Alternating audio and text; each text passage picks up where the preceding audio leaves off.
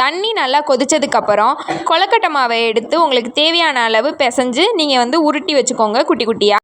நீங்கள் குட்டி குட்டி பால்ஸ் மாதிரி உருட்டிக்கலாம், இல்லை நீளமாகவும் நீங்கள் உருட்டி போட்டுக்கலாம். ஒன்றோட ஒன்று ஒட்டாது. சுடுதண்ணி கொதிக்கும் போது போட்டிங்கன்னா ஒரு சில பேர் வந்து அவிச்சிட்டு அதுக்கப்புறம் தனியாக பண்ணுவாங்க. இந்த கொழுக்கட்டைக்கு வந்து பாசிப்பருப்பு வேக வச்சு போடுவாங்க. நான் வந்து பாசிப்பருப்புலாம் வேக வைக்கல, சுடுதண்ணியை நல்லா காய வச்சுட்டு உருட்டிட்டு இதில் நான் போட்டுட்டேன். கொதிக்கும் போது போட்டோம்னா ஒன்றோட ஒன்று ஒட்டாது. எனக்கு உருட்டுறதுக்கெலாம் டைம் இல்லைங்க அப்படின்னா நீங்கள் ஒன்றும் இல்லை, முறுக்கு கட்டையில் வந்து பெரிய அச்சு ஏதாவது ஒன்று டிசைனாக இருந்துச்சுன்னா அதை போட்டு நீங்கள் பிழிஞ்சு விட்டுருங்க. வெல்லம் நச்சு போட்டிருக்கேன். நீங்கள் ஜீனி வேணும்னா ஜீனி சேர்த்துக்கலாம். ஜீனி சேர்த்திங்கன்னா ஒயிட் கலரில் இருக்கும். வெல்லம் நல்லா கரைஞ்சதுக்கப்புறம் கொழுக்கட்டை நல்லா வெந்ததுக்கப்புறம் தான் வெல்லம் போடணும். ஒரு மூடி தேங்காய் திருகி கொஞ்சோண்டு தேங்காய் திருவுனதை நான் போட்டுட்டேன் கொழுக்கட்டையில். பேலன்ஸ் இருக்கிறத வந்து நான் தேங்காய் பால் வந்து புழிஞ்சு எடுத்துக்கிட்டேன். லாஸ்ட்டாக அடுப்பை ஆஃப் பண்ணிவிட்டு 2 ஸ்பூன் நெய் விட்டுட்டு தேங்காய் பால் விட்டுட்டு கிண்டிட்டு எடுத்தோன்னா பால் கொழுக்கட்டை ரெடி.